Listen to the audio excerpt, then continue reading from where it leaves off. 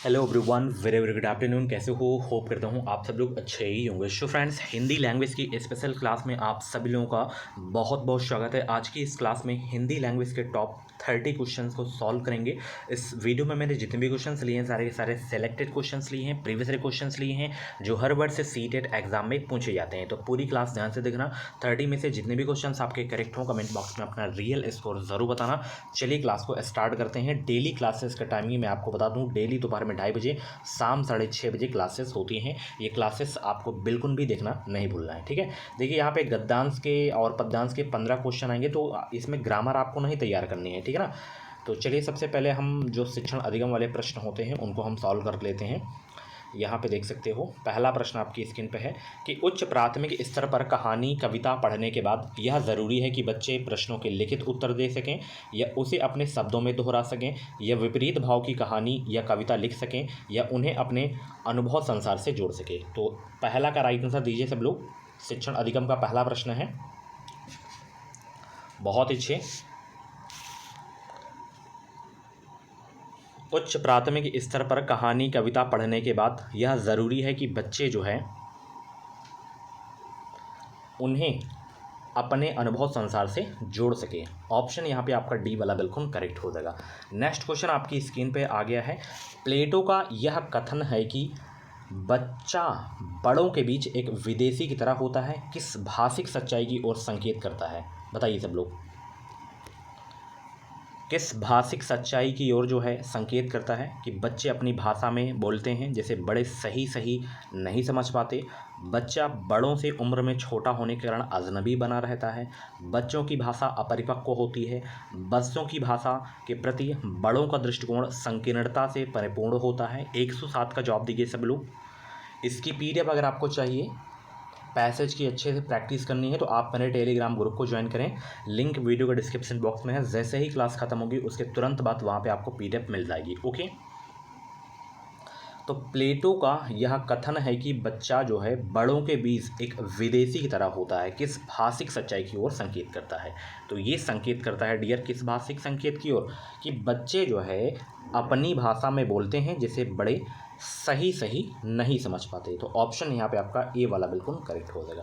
अगला प्रश्न आपकी स्क्रीन पे है कि भाषा की कक्षा में कहानियाँ मनोरंजन का साधन है या जो है पाठ्य पुस्तक का एक पाठ है या विभिन्न प्रकार की भाषाई संरचनाएं और चिंतन विकास की संभावनाएं लिए होती हैं या जो है भाषा कौशल के विकास का एकमात्र साधन है। तो भाषा की कक्षा में कहानियाँ हैं क्या? और वीडियो को लाइक भी कर देंगे सब लोग। चैनल पे पहली बार हो तो सब्सक्राइब भी कर लेंगे, इस चैनल से आपको निश्चित ही मदद मिलेगी।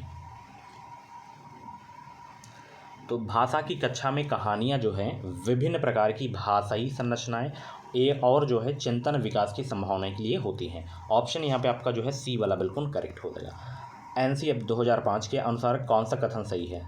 बताइए। राष्ट्रीय पाठ्यचर्चा की रूपरेखा 2005 के अनुसार कौन सा कथन सही है कि भाषा केवल भाषा की कक्षा तक सीमित होनी चाहिए या भाषा शिक्षण एक प्रकार से अन्य विषयों की कक्षाओं में जो है मौजूद रहता है या बच्चे विद्यालय आकर ही भाषा सीखते हैं या प्राथमिक स्तर पर भाषा सीखने सिखाने में केवल पढ़ने पर बल दिया जाना चाहिए? तो इसमें कौन सा सही है एनसीएफ 2005 के अनुसार? भाषा केवल, देखिए जो केवल होता है ये आपका नेगेटिव टैग वर्ड होता है, तो केवल दिखे तो आपको कट कर देना है अगर आपका प्रश्न जो है पॉजिटिव हो। तीसरा जैसे देख लीजिए कि बच्चे जो है विद्यालय आकर ही भाषा सीखते हैं, ऐसा नहीं है कि विद्यालय से, वो अपने परिवार से आस पड़ोस से सीखते हैं, ठीक है ना। प्राथमिक स्तर पर भाषा सीखने सिखाने में केवल पढ़ने पर बल देना चाहिए। देखिए यहाँ पे केवल दिख गया और बल देना, तो ये आपका गलत हो जाएगा। तो ऑप्शन बी करेक्ट हो जाएगा कि एनसीएफ 2005 के अनुसार जो है भाषा शिक्षण एक प्रकार से अन्य विषयों की कक्षाओं में भी मौजूद रहता है, ठीक है ना। हिंदी ही नहीं सभी में आपका जो है मौजूद रहता है, ठीक है। चलिए, भाषा कौशलों के संदर्भ में कौन सा कथन सही है? इसमें भाषा कौशलों के संदर्भ में कौन सा कथन सही है? बताइए सब लोग, फटाफट जवाब दीजिए। इसका राइट आंसर क्या हो जाएगा? भाषा कौशलों के संदर्भ में कौन सा कथन सही है? 110 का जवाब दीजिए सब लोग। तो भाषा कौशलों के संदर्भ में इसमें जो आपका सही है कि सभी कौशल एक दूसरे के साथ अंततः जो है संबंधित होते हैं, तो यही ऑप्शन डी आपका बिल्कुल करेक्ट हो जाएगा। अगला प्रश्न है, उच्च प्राथमिक स्तर पर भाषा की पाठ्यपुस्तक में विविध प्रकार की साहित्यिक रचनाओं के समावेश का मुख्य उद्देश्य क्या है? कि बच्चों को सभी प्रकार की साहित्यिक विधाओं में परंपरागत करना, विभिन्न प्रकार की साहित्यिक विधाओं की भाषाई संरचनाओं से परिचित होने का अवसर देना, या विभिन्न साहित्यिक विधाओं की जो है प्रसिद्ध रचनाकारों से परिचित कराना, या पाठ्यपुस्तक निर्माण की परंपरा का निर्वाह करना। 111 का जवाब दीजिए सब लोग।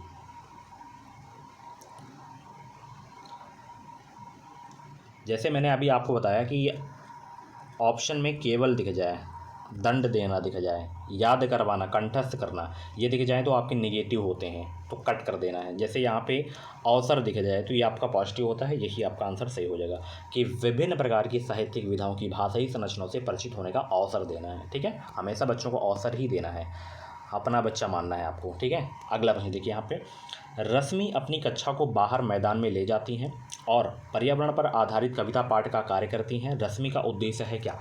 बच्चों को रोज़मर्रा की चर्चा से कुछ अलग माहौल देना, या बच्चों को मैदान में घूमने का अवसर देना, या मैदान के प्राकृतिक वातावरण के साथ संबंध जोड़ते हुए कविता को समझने का अवसर देना, या अपने शिक्षण प्रशिक्षण में सीखी बातों का निर्वाह करना। 112 का जवाब दीजिए, क्या हो जाएगा इसका राइट आंसर?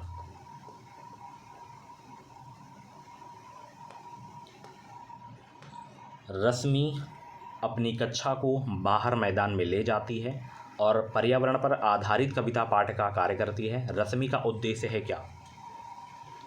मैदान के प्राकृतिक वातावरण के साथ संबंध जोड़ते हुए कविता को समझने का अवसर देना है, यही है रश्मि का उद्देश्य। ऑप्शन बाई सी आपका बिल्कुल करेक्ट हो जाएगा। अगला प्रश्न आपकी स्क्रीन पे है, भाषा में आकलन करने के बाद महत्वपूर्ण सोपान होना चाहिए। आकलन से प्राप्त आंकड़ों के आधार पर बच्चों के अभिभावकों से विचार विमर्श करना, या आंकड़ों को सहेज कर रखना, या आंकड़ों को तत्काल नष्ट करना, या आंकड़ों का पुनः परीक्षण करना। तो भाषा में आकलन करने के बाद महत्वपूर्ण सोपान होना चाहिए क्या? जो महत्वपूर्ण सोपान होना चाहिए कि आकलन से प्राप्त आंकड़ों के आधार पर बच्चों के अभिभावकों से विचार विमर्श करना, यही ऑप्शन ए आपका बिल्कुल करेक्ट हो जाएगा। अगला प्रश्न आपकी स्क्रीन पे है, विद्यालय में एक से अधिक भाषाओं का शिक्षण जटिल समस्याएं उत्पन्न करता है, या अनेक भाषाओं के जो है शिक्षकों के रोजगार को बढ़ावा देता है, या बहुभाषिकता और राष्ट्रीय सद्भाव का प्रसार करता है, या व्यवहार नहीं है। तो विद्यालय में एक से अधिक भाषाओं का शिक्षण क्या करता है, बताइए सब लोग। विद्यालय में एक से अधिक भाषाओं का शिक्षण बहुभाषिकता और राष्ट्रीय सद्भाव का प्रसार करता है। ऑप्शन सी आपका बिल्कुल करेक्ट हो जाएगा। नेक्स्ट क्वेश्चन, भाषा शिक्षण की प्रत्यक्ष विधि में क्या होता है? मातृभाषा का निरर्थक हस्तक्षेप होता है, भाषा अर्जन की स्वाभाविक स्थिति का निर्माण होता है, आंतरिक शिक्षण सामग्री की कोई आवश्यकता नहीं, या भाषा की विभिन्न संरचनाओं के लेखन हेतु अभ्यास पर बल दिया जाता है। तो भाषा शिक्षण की प्रत्यक्ष विधि में क्या होता है, बताइए सब लोग। सभी को गुड आफ्टरनून। चैनल को सब्सक्राइब ज़रूर कर लेना, इस चैनल से आपको निश्चित ही मदद मिलेगी। और भी क्लासेस की पीडीएफ अगर आपको चाहिए तो आप टेलीग्राम पे ज्वाइन हो जाएं, वहाँ पे आपको पीडीएफ मिल जाया करेगी। एंड प्लेलिस्ट एक बार ज़रूर देखना, वहाँ पे हर सब्जेक्ट की क्लासेस आपको मिल जाएंगी। कल एसएसटी की क्लास हुई थी, जाके देख लेना। 60 क्वेश्चन करवाया हूँ मैं, 2012 के क्वेश्चन करवाया था। भाषा शिक्षण के प्रत्यक्ष विधि में जो है भाषा अर्जन की स्वाभाविक स्थिति का निर्माण होता है। ऑप्शन यहाँ पे आपका बी वाला बिल्कुल करेक्ट हो जाएगा। भाषा में रचनात्मक आकलन का सर्वाधिक बेहतर उदाहरण है कौन सा? कि बच्चों को अपने खट्टे मीठे अनुभव लिखने के लिए कहना, सूत्रलेख प्रश्नों के उत्तर लिखवाना, या इकाई परीक्षण लेना। तो भाषा में रचनात्मक आकलन का सर्वाधिक बेहतर उदाहरण कौन सा है?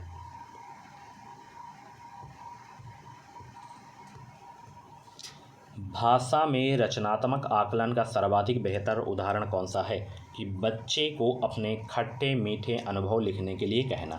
ऑप्शन ए करेक्ट हो जाएगा। हिंदी भाषा के प्रश्न पत्र में आप किस प्रश्न को जो है सर्वाधिक उचित मानते हैं, बताइए सब लोग। आप जो है हिंदी भाषा के प्रश्न पत्र में सर्वाधिक उचित किसे मानेंगे, बताइए। विशेषणों के कितने और कौन से भेद होते हैं, या प्रत्ययों की परिभाषा लिखिए, या सर्वनाम के भेदों को उदाहरण सहित स्पष्ट कीजिए, या लेखक ने पहाड़ों पर होने वाली बारिश का वर्णन एक अलग तरीके से किया है, आप बारिश संबंधी अपना अनुभव लिखिए। तो यहाँ पे जो सबसे बेस्ट आपका है ये वाला है कि लेखक ने पहाड़ों पर होने वाली बारिश का वर्णन एक अलग तरीके से किया है, आप बारिश संबंधी अपना अनुभव लिखिए। ठीक है, ये सबसे उचित आपका है। ठीक है, प्रश्न चौमास्की के अनुसार डॉट डॉट के कारण बच्चे भाषा सीखते हैं। भाषाई समाज के कारण, भाषा अर्जन क्षमता, भाषा आकलन क्षमता, या व्याकरणिक नियमों की जानकारी से। ये क्वेश्चन बहुत पूछा जाता है चौमास्की का। तो चौमास्की के अनुसार भाषा अर्जन क्षमता के कारण बच्चे भाषा सीखते हैं। ऑप्शन बी करेक्ट हो जाएगा। भाषा शिक्षण में अनिवार्य है क्या? मानक भाषा पर बल, समग्रतावादी दृष्टिकोण, विशेष आवश्यकता वाले बच्चों के साथ भिन्न व्यवहार, या वर्तनी संबंधी गृह कार्य। भाषा शिक्षण में अनिवार्य है समग्रतावादी दृष्टिकोण हो जाएगा। ऑप्शन बी करेक्ट हो जाएगा। विशेष आवश्यकता वाले बच्चों की भाषा का आकलन करते समय उन्हें प्रश्न संख्या में विशेष छूट मिलनी चाहिए, या उन्हें अधिक अंक देने का प्रयास करना चाहिए, या उनकी क्षमता और सीमाओं का ध्यान रखना चाहिए, या उनके प्रति दया भाव रखना चाहिए। इसका राइट आंसर दीजिए सब लोग। विशेष आवश्यकता वाले बच्चों की भाषा का आकलन करते समय जो है उनकी क्षमता और सीमाओं का ध्यान रखना चाहिए।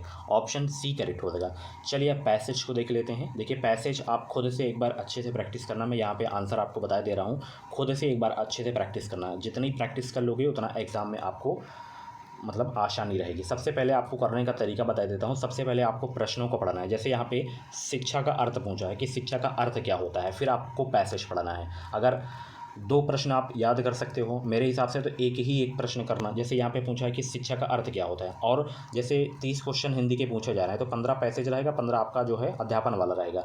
तो सबसे पहले आपको अध्यापन वाले प्रश्न करने हैं, पैसेज लास्ट में आपको करना है, और अच्छे से करना है क्योंकि ये बिल्कुल सॉलिड नंबर रहते हैं। 5 के 5 सही कर सकते हो आप लोग। ठीक है, और सारे के सारे उत्तर आपको जो है वही पैसेज से मिल जाएंगे।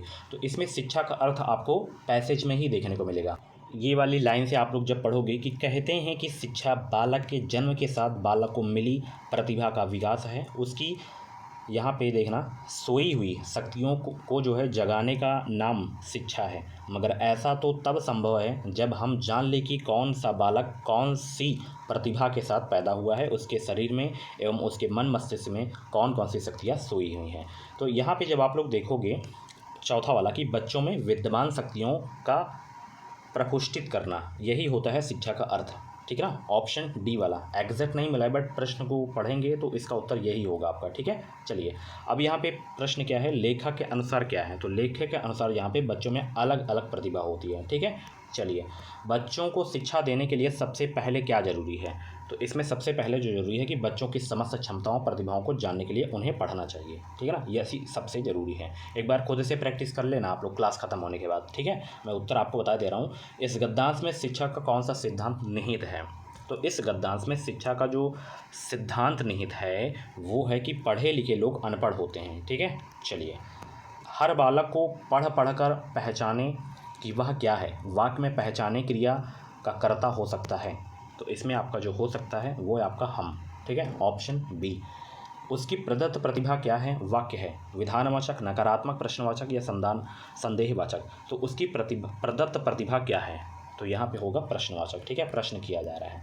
शरीर में एक प्रत्यय लगाने से कौन सा शब्द बनेगा। ये शरीर आपको उसी पैसेज में मिलेगा, बट यहाँ पे ग्रामर बना दिया यहाँ पे। तो शरीर में अगर हम इक प्रत्यय लगा देंगे तो यहाँ पे बन जाएगा शारीरिक। ठीक है, अगला प्रश्न देखिए, लेखक के अनुसार शिक्षित होना और जो है साक्षर होना क्या है, दोनों में मूलभूत अंतर होता है। ठीक है, चलिए यहाँ पढ़ा लिखा होने से तात्पर्य है क्या, साक्षर होना। ठीक है, चलिए ये एक जो है पंक्ति है, पंक्ति को पढ़कर उत्तर देना है। जैसे गिरे विचार से तात्पर्य है क्या, इसका उत्तर आपको इसी में देखने को मिलेगा। यही 5 लाइन में आपको देखने को मिल जाएगा। तो गिरे विचार से तात्पर्य क्या हो जाएगा, सत्य और हित से परे विचार। ठीक है, चलिए खुद से प्रैक्टिस करना, अच्छे से प्रैक्टिस करना आप लोग। पीडीएफ बिल्कुल फ्री में आपको टेलीग्राम पे मिलेगी। नौजवान शहीद ने अग्निबाण इसलिए चलाई क्योंकि वह जो है सूराज स्थापित करना चाहता था। ठीक है, चलिए दुराव शब्द में से तात्पर्य है क्या, दुराव शब्द से, तो दुराव शब्द से तात्पर्य है बैर। जहाँ जहाँ शब्द है, जहाँ जहाँ शब्द, तो जहाँ जहाँ शब्द आपका पुनरुक्त शब्द युग में है। ठीक है, चलिए। पाप का विलोम क्या होता है, सभी को पता है, पुण्य होता है। 104 का सी करेक्ट हो जाएगा। नौजवान शहीद ने किसे नष्ट किया, तो नौजवान शहीद ने अहंकार और असत्य को नष्ट किया। सो फ्रेंड्स, ये थी आज की जो है हिंदी लैंग्वेज की क्लास। कैसी लगी क्लास, 30 में से कितने क्वेश्चन आपके करेक्ट हुए हैं, आप स्पेशल अध्यापन वाले में ज़रूर बताना। ठीक है, बाकी आप प्रैक्टिस कर लेना एक बार और। क्लास ख़त्म हो गई है, इसकी PDF आप डाउनलोड करो टेलीग्राम से और पैसेज की अच्छे से आप लोग प्रैक्टिस करो। Thank you so much. बाकी क्लासेस और भी मिल जाएंगी आपको प्लेलिस्ट में। मिलते हैं शाम 6:30 बजे वाली क्लास में। Thank you so much.